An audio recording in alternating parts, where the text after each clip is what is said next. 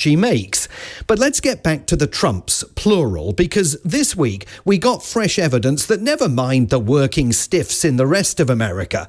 For the president's daughter Ivanka and her husband Jared Kushner, life is a financial dream. I'm working on an incredible project with my husband in the Mediterranean. It's massive in scale. I think that's an understatement. Can you explain? Yes, it is. There's no power on this island. You're building everything from scratch, correct? Well, it's an unbelievable, beautiful 1,400 hectare private island in the middle of the Mediterranean.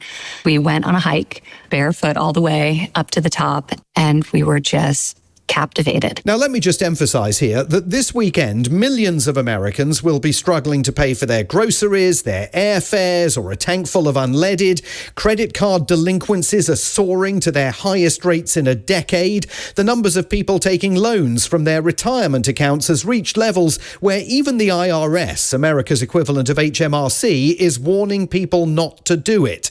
But for Ivanka Trump and Jared Kushner, it's just a great time to be in the proximity of power. I was on a vacation after we left government in the summer of 2021. We were on our friend Nat Rothschild's boat.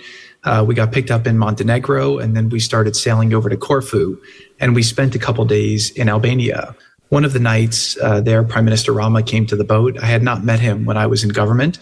I really didn't know anything about the country. I didn't understand the history. And the darkness of the history with the communism and the terrible leadership actually led to it being fully undeveloped. Let's just stop him there for a second to dwell not on the casual Nat Rothschild name drop, but on the astonishing gaps in Jared Kushner's knowledge. The bloke who is back in government now, negotiating with the Iranians, the Saudis and Vladimir Putin, discloses there that he never knew Albania was a Stalinist hellhole cut off for decades from the rest of Europe by brutal dictator Enver Hoxha. Makes you wonder what else he doesn't know, but he definitely senses personal opportunity when it knocks. About a year later, we started looking at opportunities in the Balkans. And the partner who's leading that effort, I said, you know what, let's go down to Albania. I had such a good experience there. Go check it out, see if there's something there.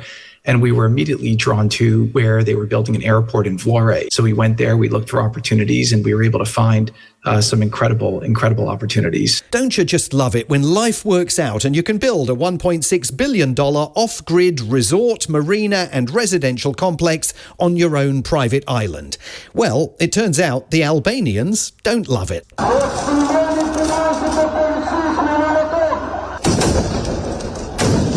All week long, thousands of people have taken to growing protests in the Albanian capital Tirana, demonstrating against